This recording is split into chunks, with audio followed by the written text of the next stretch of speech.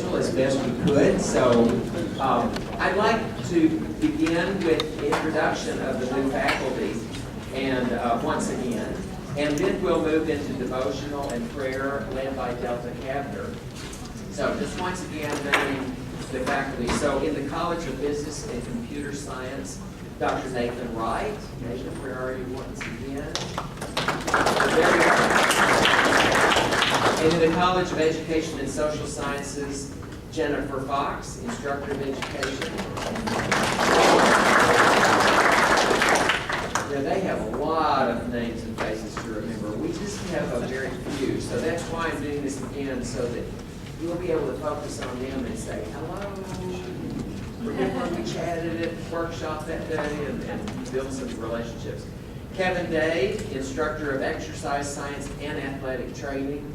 And he may be over with volleyball. This poor guy has 2 department chairmen, 2 deans, and athletics to deal with. He's trainer for volleyball. So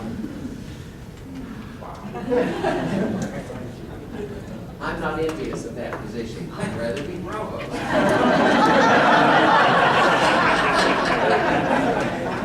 The Case Polk College of Music, Arts, and Letters, Jane Berg, Assistant Professor of Music. And then, as I mentioned, moving from adjunct to full-time, Becca Godsey. In the College of Science and Mathematics, Kevin Day again, of course. Dr. Becky Schoenberg, Assistant Professor of Physical Therapy. Dr. Tao Wei, Associate Professor of Biology. And Bev McNeil, moving back into full-time position in physical therapy. And she may be involved in that capstone course this afternoon. The Mercy College of Nursing and Health Sciences, Tarley Callahan, Health Professions Coordinator in Salem. And Bethany Woods, Assistant Professor of Nursing. And then in the University Libraries, Rebecca Carlson, Assistant Professor in Springfield, on Springfield. So Delta, I'm going to turn this over. There you are. So good to see you. And it's probably easier to use this mic, I suppose. So if you would like, I will pass it along.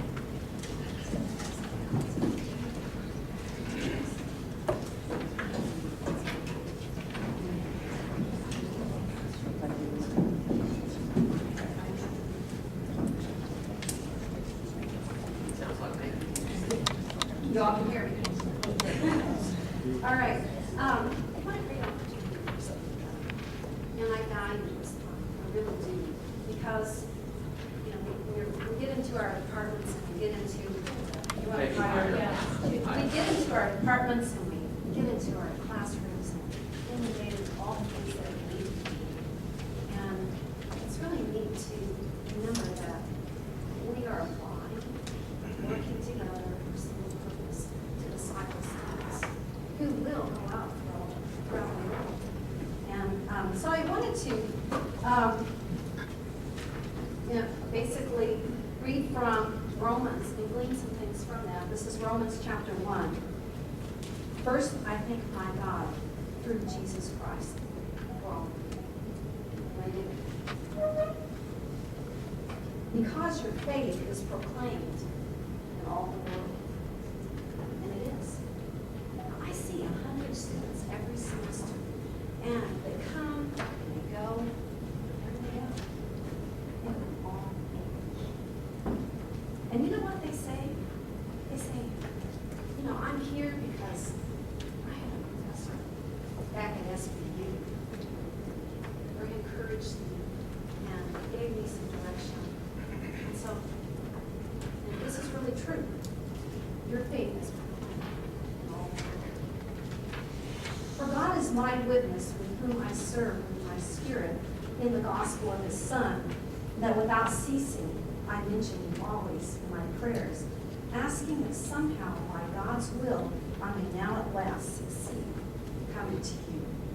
For I long to see you, that I may impart to you some spiritual gift to strengthen you. That is, that we may be mutually encouraged by each other's faith, both yours and mine.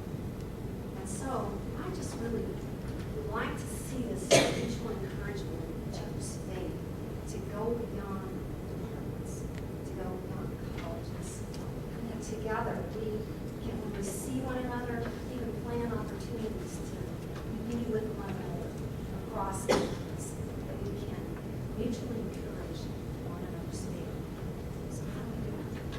How do we do it? I'm not so sure about that spiritual gift part, but you know, I glossed over that one. But anyway, I observed something I did this summer. Is I observed myself how I prayed for you all, how I prayed for the university, and prayed for the students of Apple, prayed for my department and my colleagues within my department. I prayed for my chair, my dean, my provost, my president. I prayed for revival in the students. And I realized I'm not really praying individually for the music department, math department, you know. And so I began to, actually I got on the internet and looked for pictures of, you know, a group picture of math department, a group picture of the different departments. And it was a little hard to come by. I thought, wouldn't it be neat if I just had pictures of these different departments on my refrigerator and my Bible, and actually look and pray across campus and have a department of the day that I'm praying for. So those are my goals as I begin to read this. In Colossians, we read that we need to be continually built up in Christ. And so that's what we want to do, encourage one another throughout the semester. Built up in Christ, strengthened in the faith. And overflowing in faith. But I wanted to go further than that. I wanted to know, how can I specifically encourage my colleagues, not only in my department, but around the university? How can I encourage them? And to have that mutual encouragement of faith. And I thought back to a study, a research study that I have done in the past. And it was a 2-country study, and I asked the question, what would keep teachers vital in the classroom?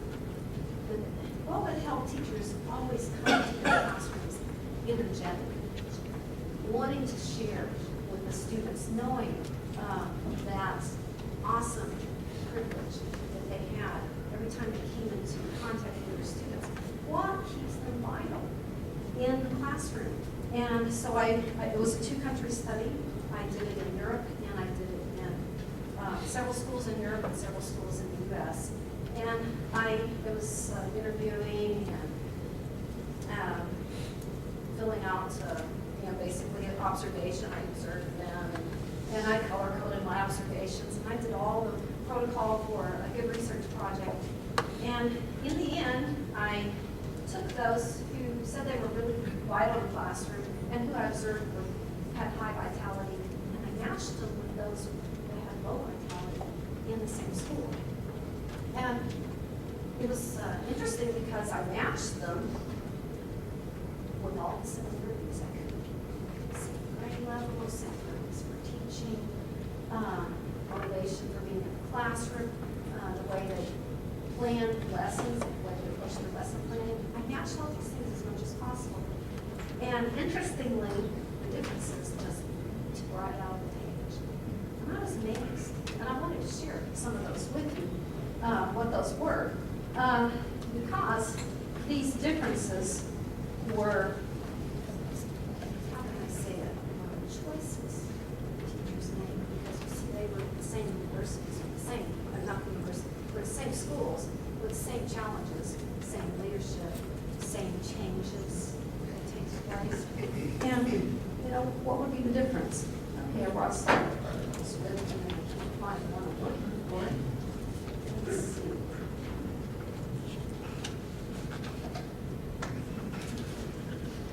All right. Yes, there we go. I'm from the education department. Okay. The first object is going to be the Bible. Because I found that high vitality teachers, if they had to be true to their personal convictions. And that meant, just their ideas of how they lived out, whether they were Christians or not, how they lived out those convictions.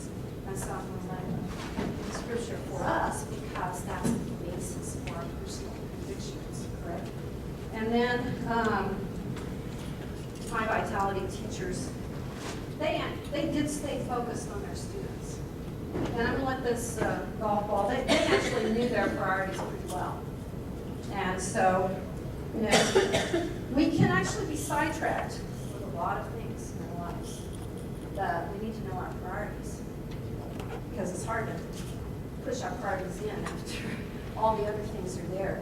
But this priority right here was pretty important for these teachers, and that was they focused on their students to the point that they didn't get embroiled in arguments and heavy things. So focus on students.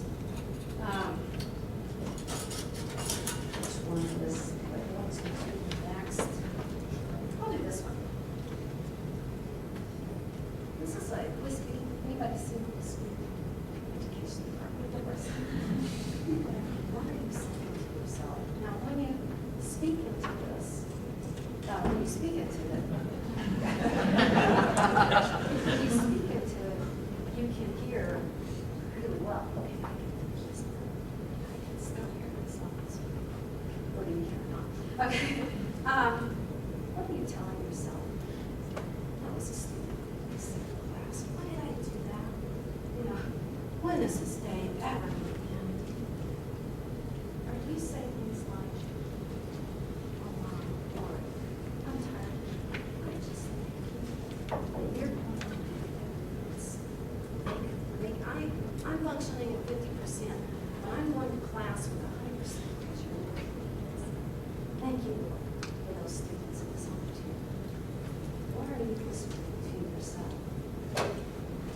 Okay, let's see. Oh, and I'm going to go back to this one just a little bit. There's a little bit of overlap with this one because the priority is the students, but you have home and family responsibilities as well. And we also have a very important responsibility. Everybody recognize this?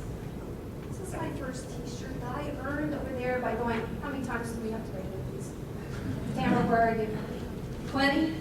Okay, I earned it. And so, very important to vitality is taking care of ourselves. And physically getting exercise. I'm going to put this here, but I'm going to put my juggling balls on top of it because you see, you juggle home and family and school and grading, and maybe you have to grade late at night and maybe you don't have exercise. So it's a major juggling act. Now these have something in common in that they're all choices that we make personally for ourselves. The other three are choices that we make that are relational. And this is a badge representing authority. And so respect for authority is really good. Now, knowing how to work with authority figures and hammer out issues was part of that, but that's going to represent authority. So is there anyone wondering? Yes? Forgiveness. Forgive and forgive. Relational. And service. Now this one really surprised me. I'll talk about it in just a minute. But what I would like for you to do is imagine that you were one of those teachers and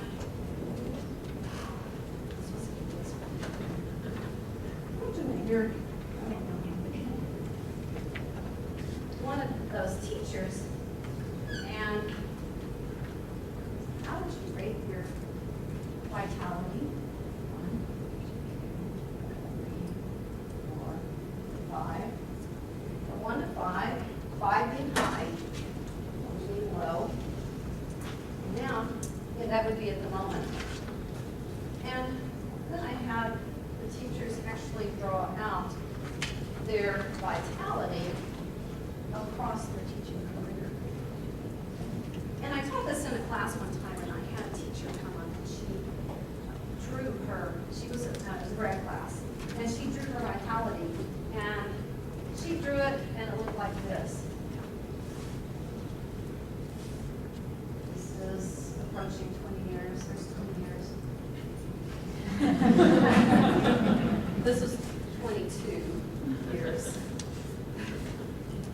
And we all looked at her, and the students said, "What happened in 20 years?"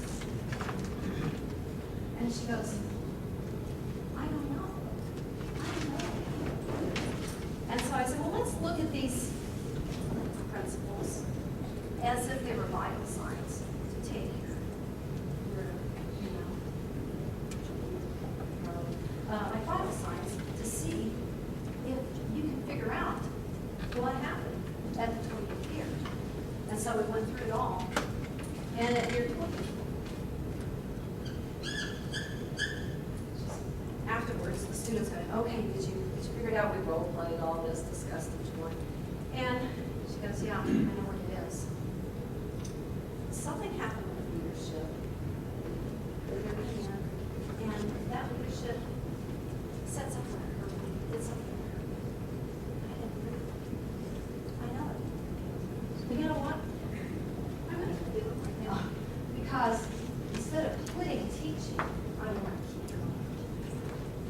And, so take out a piece of paper. You can chart yours.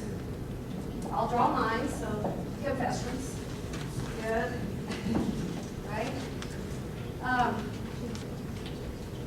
My first year of teaching full-time at a university was at a university where I started out because it was pretty tough load, and I went down here. Actually, probably should make that smaller. Because, and I can tell you why.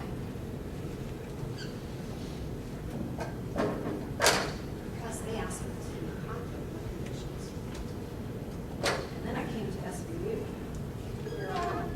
And it was a pretty tough load. I had 7 preps, 150 students. But after, went down 5 preps, 100 students, and then my son had the airplane crash, I'm kind of tired. I took a sabbatical. Okay, chart yours. And then ask yourself, what is it that happened? The one I've probably more than 10 minutes. Okay. The point I want to make is this, and this was probably the most surprised, is that this stands for serving others. And I talked to teachers, and this was in Europe, and this was in both schools, or several schools in the U.S. The high vitality teachers served others, whether they were on their teaching team or not, beyond expectations. Say, "Can I help you?"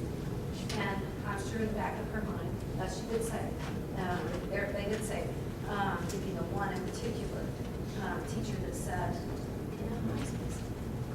didn't have time to help that teacher, but I offered help, and I helped that teacher. You know what? My vitality. The next day, I went to class, and I really brought energy into that classroom. Of course, energy comes back. When you bring energy to the classroom, energy comes back. So I want to challenge us to serve each other beyond department, beyond colleges, serve one another. And I don't know how that might be, but I wanted to share. Wanted to share from Philippians 2, but in reminding us that Jesus came to, not to serve, not to be served, but to serve and to give. And in Philippians 2, we look, just think about making an application of how you can serve others.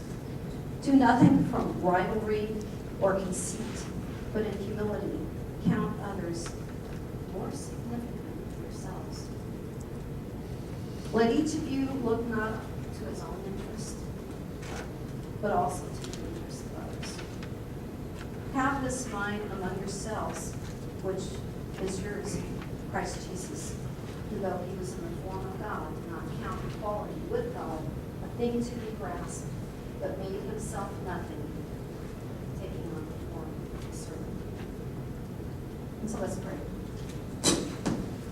Lord, I just thank you for the opportunity to be together today. And I thank you for the opportunity we have this semester to serve each other and to serve our students. And I thank you that your grace is with us to do that. Lord, we thank you for your anointing for today, and that you will lead us in all of our conversations. And we love you for these opportunities. Amen.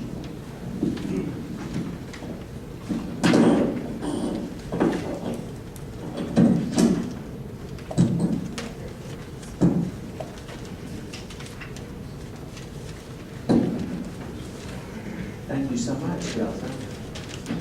Great thoughts.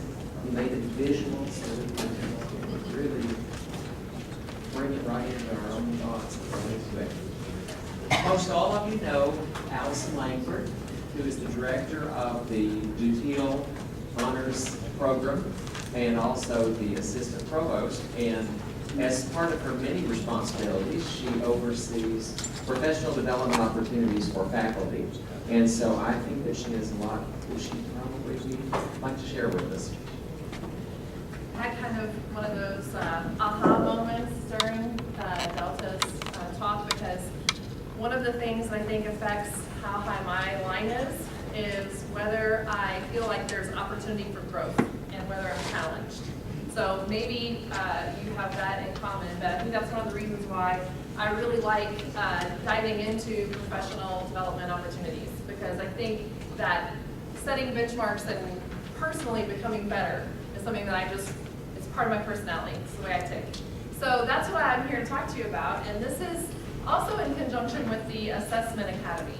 Last year at this time, you heard about the Assessment Academy for the first time, and I'm sure since then you've just been really wanting to know what it is we're doing.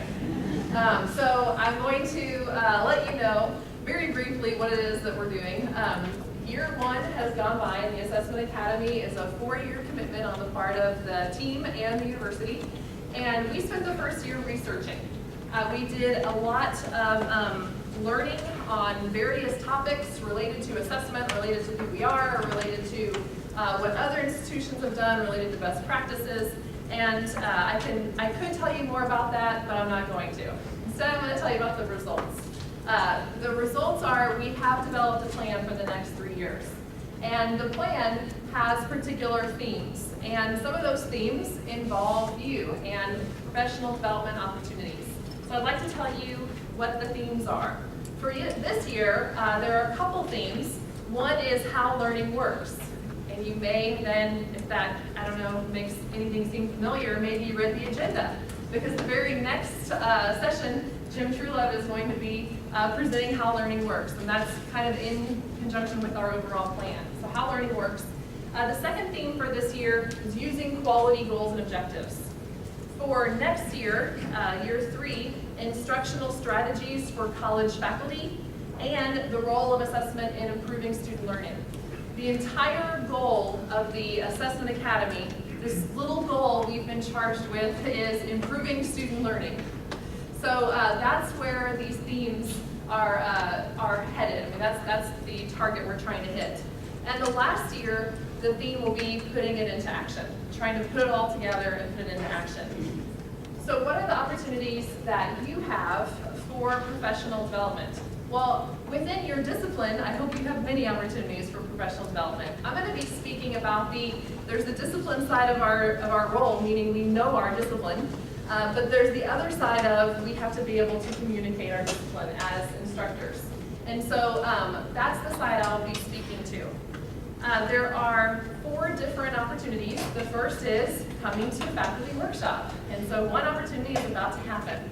And we'll continue to have, hopefully, some themed presentations related to the Academy.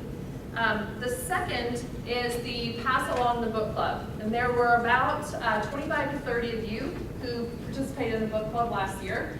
And the book for this year is by Ken Bain. It's called What the Best College Teachers Do.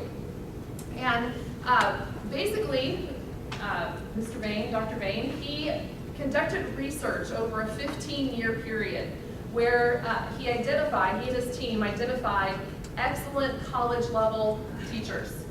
And by excellent, the measurement was, do they change the lives of their students? I mean, are their students academically transformed?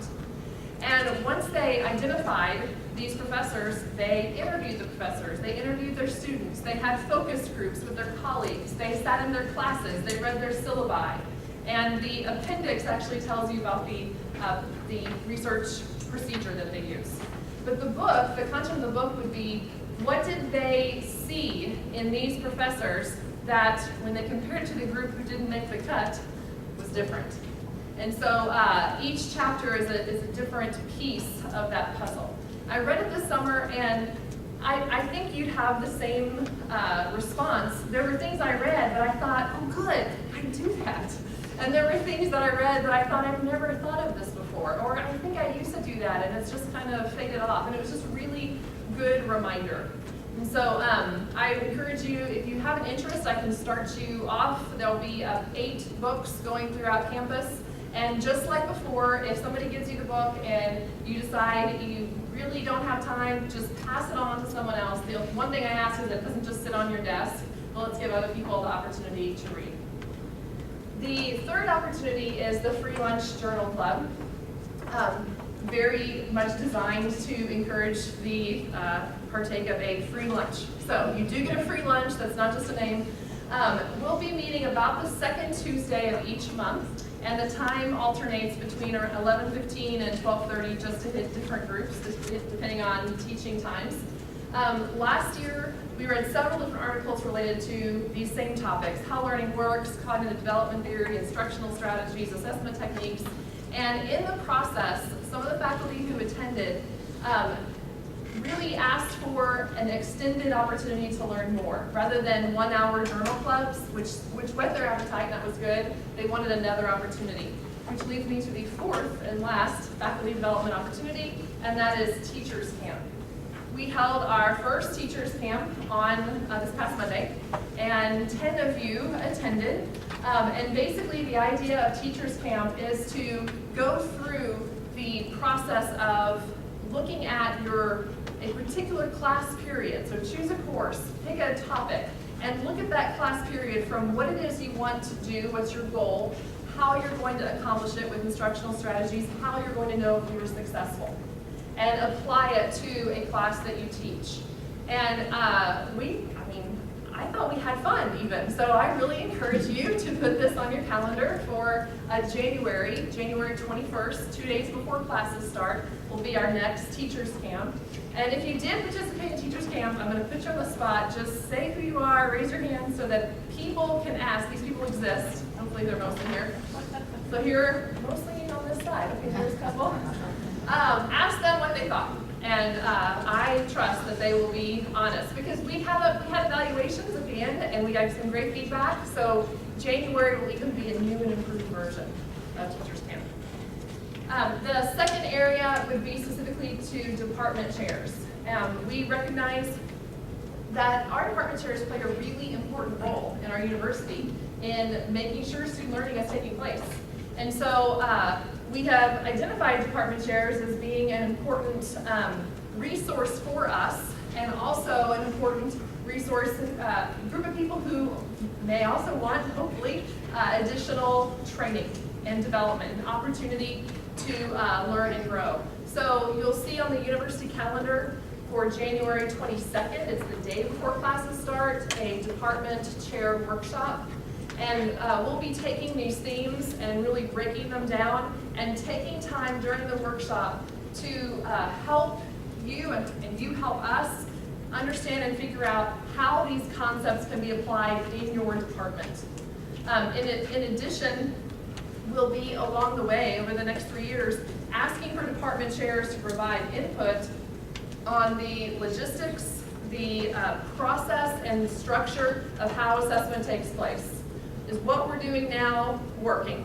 Or if we change it, how do you want it changed? These are the key people who do this work, and so we want their input on what this looks like in the end. A reminder of who the team members are. Dr. Brown, let me make sure I don't miss anyone. Duke Jones, Jim Truelove, Linda Wooderson, and myself, and from the staff side, Jason Vaughn. So if Assessment Academy is mentioned, these would be some of the faces that maybe might come to your mind.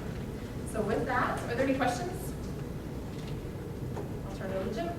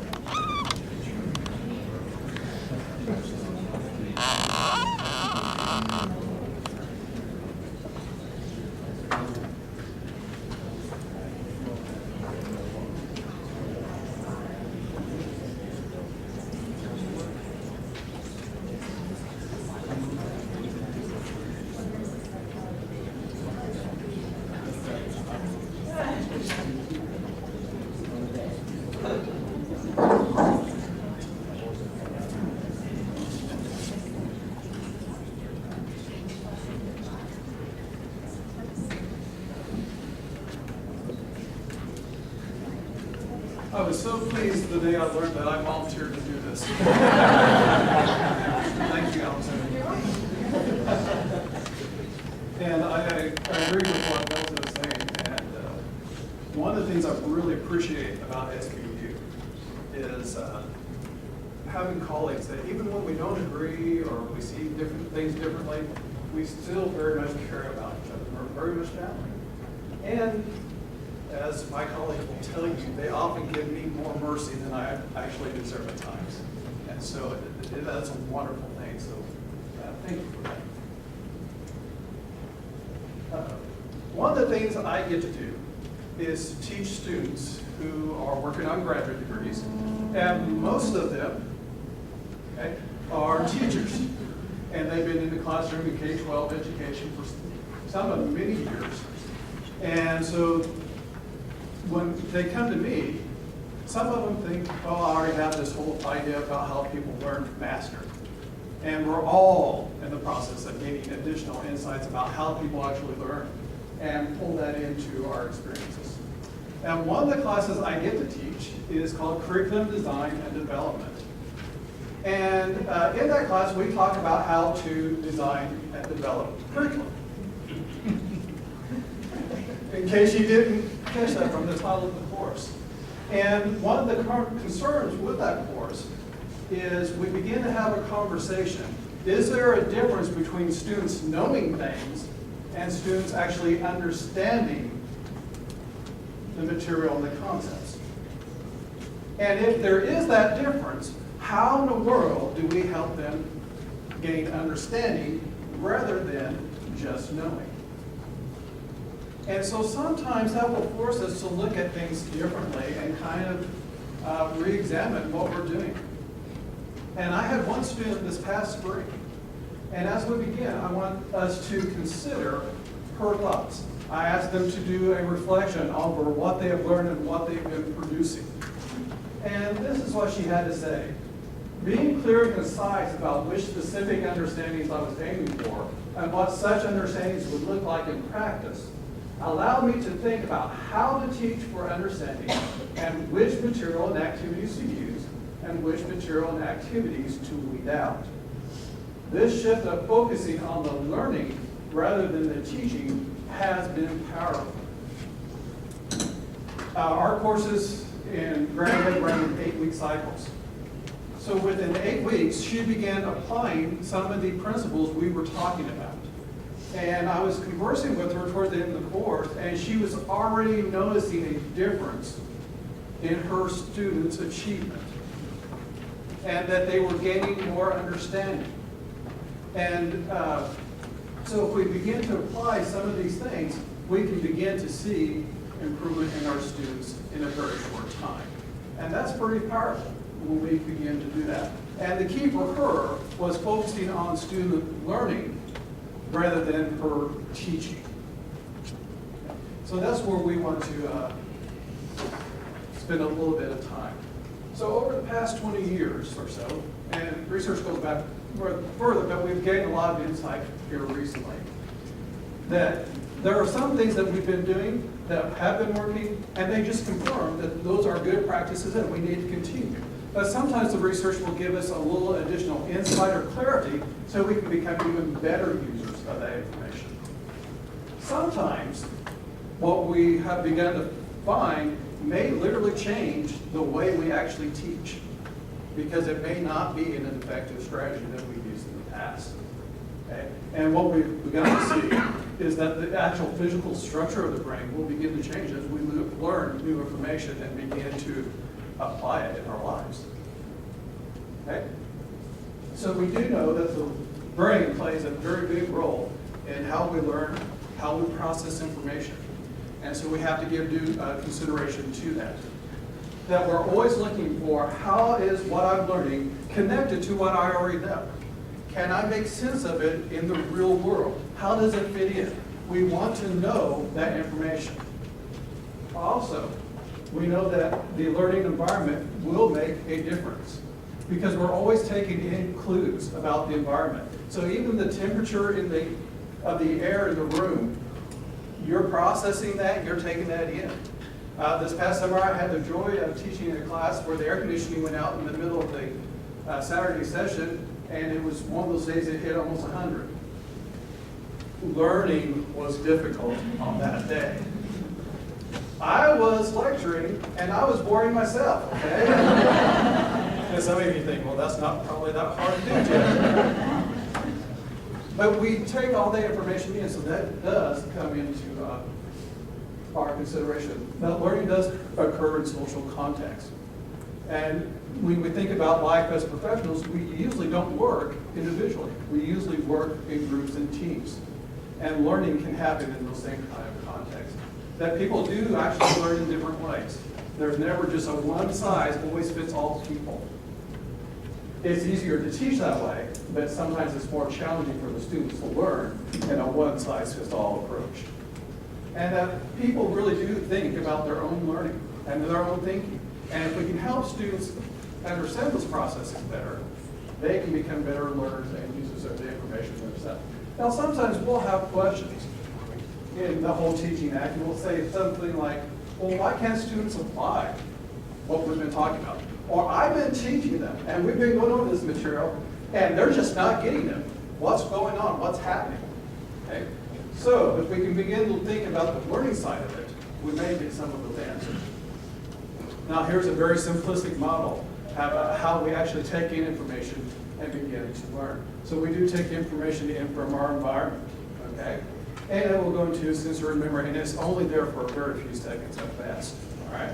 And if it's not really important enough, we begin to discard it. And so if I were to ask you about all the things you saw this morning as you were driving to campus, there were many things that you saw you would not be able to tell me about this afternoon because it wasn't important enough for you to do anything with, so you just let it go on through your brain. Okay? And so we do that. If it's important enough, we'll put it into working memory.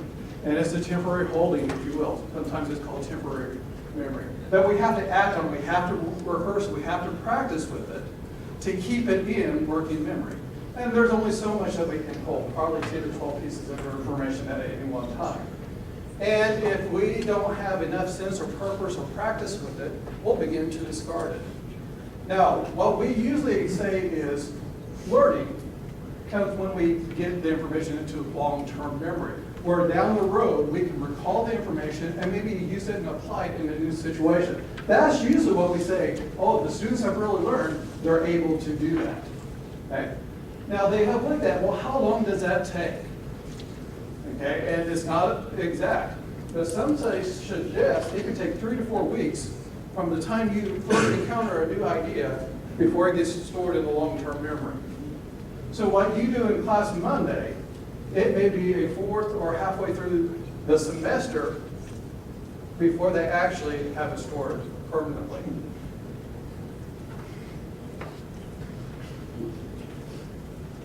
Now, when we look at how we get things from working memory into long-term storage, and interestingly enough, when we store new information, we try to look at how is this similar to what I already know. And when we pull out information from our long-term memory, we'll look at how it's different. And so I like to use the analogy of a filing cabinet. If I have a new folder that needs to go into the filing cabinet, I begin to look at how is this folder in my hand similar to the ones I already have in this filing cabinet, so I know where to place it. And then when I go to retrieve a folder out of the filing cabinet, I begin to look at how is the one I want differ from all the rest, so I can pull the right piece out. Our memories work in a very similar fashion. Okay? So here's something we have to consider. And I've done this as an educator, and I've been wrong. Okay? Thankfully, I have not done permanent damage to any of my students, but I could have done better. I thought, hey, if I have two ideas that are very similar, I should teach those two ideas at the same time. Okay? As a math teacher, I would often teach greatest common factor, least common multiple at the same time. In science, mitosis, meiosis, latitude, longitude. And think, hey, they're very similar ideas, let's just deal with them at the same time. Now, what will happen is since we try to store information by how is it similar, when two ideas are very similar in nature, our brains will focus on how they are similar, and we'll forget all about the differences. And so what can happen is I can end up storing latitude and longitude as the same idea because they are so very similar. Okay. So if I'm helping students, I need to help them look at how are they different, how are they alike. Focus in on the similarities and differences. Okay, so if you've ever wondered, science teachers, why they often confuse those terms, it's usually because they're taught at the same time, and students end up storing them pretty much as the same idea. Okay. So, one of the things that we can do is provide some kind of structure. So compare and contrasting charts work very well for that, okay? Because it allows students to focus on not only the similarities, but also the differences. So that way, those fine distinctions get stored in the long-term memory, and when it comes time for students to retrieve it, they have the cues to know, hey, this is different, and this is how it is different. Okay? It's a simple strategy, but it will produce amazing results, and it will help students keep those ideas clear. Sometimes what we'll need to do is separate those learning events. If two things are so similar, give a little bit of time so students can begin to interact with one and focus on what it is about, and then a little bit in the future, focus on the other idea. That can help avoid some of that confusion as well. Okay.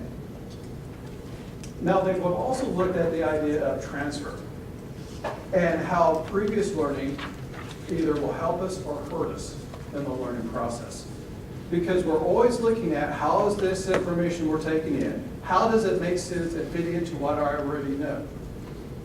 And so if our previous learnings help us, it's called positive transfer, and if those previous learnings work against us, it's called negative transfer. Now, what we have to be careful about is just saying, oh, students should have already known this when they came to my class.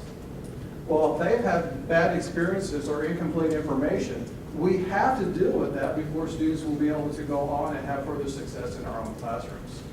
And so we can't just simply ignore the problem and hope that it goes away.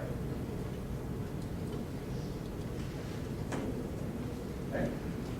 Because new learning and previous learning will work together.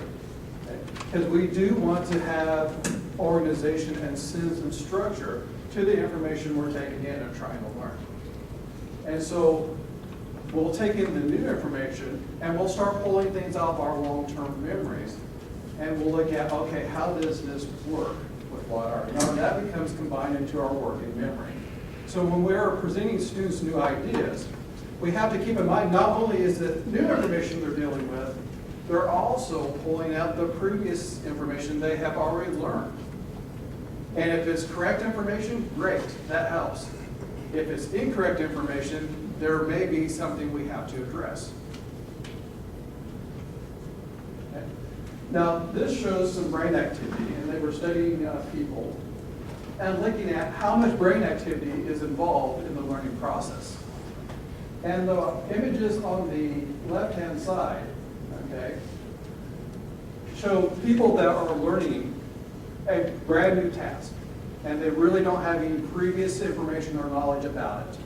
And you can see there's a lot of brain activity going on. It requires a lot of struggle and a lot of processing on the part of a student to encounter brand new information. Okay? The middle shows what happens after the information becomes more automatic, if you will. That they've learned it and that it just becomes a little more second nature. And there's a lot less brain activity. It requires a lot less effort on the part of a student to use information that's automatic as opposed to the information that is brand new. Now this one shows what if I'm learning new information, but I already know part of it or have had previous experiences with it. Okay, so it's still new information, but it's being connected to what I already know. So you can see quite a difference. Brand new information on the right, brand new information on the left. That was free of charge. So if I can help students pull up what they already know and use that in the learning process, it becomes easier for them.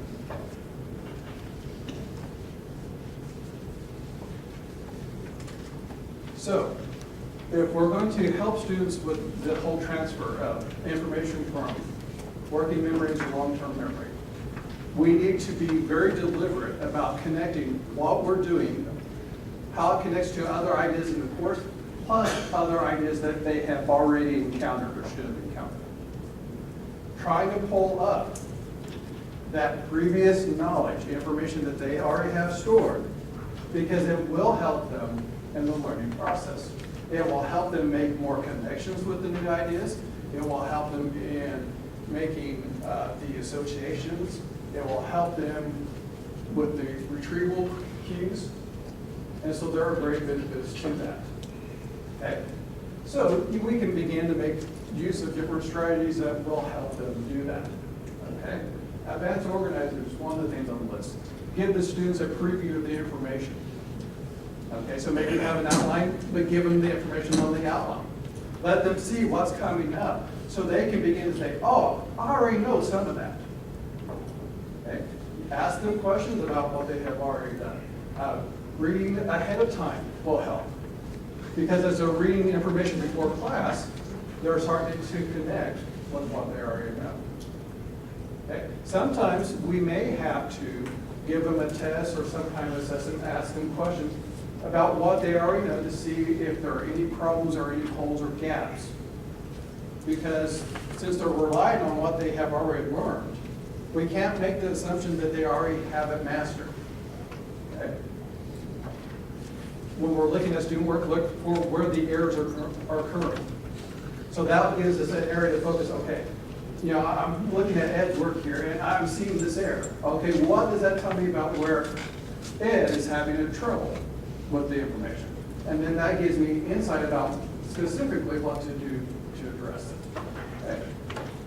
use analogies and examples taken from their everyday life, because we can connect and resonate, and we have many experiences in everyday life, so if we can pull in those experiences, it helps students say, okay, I have this new information, but here's how it fits in, here's how it makes sense. And God made us with a desire for things to make sense and be organized and structured. Okay, so let's use that. Ask students to justify their reasoning. And if they give you bad reasons, instead of just saying, oh, they don't have it, look at, well, what reasons did they give you? What does that tell me about what they're learning? Are there any problems or concerns? Okay. They've looked at in a new learning episode, okay, how many minutes into a lesson will students actually retain and use the information? And as you notice, here in about the first 15, 20 minutes, when students are given new information, they retain it the most. Okay? So it peaks out around the 10-minute mark. Then students go in a period called downtime. Now, downtime doesn't mean that their brains just turn off.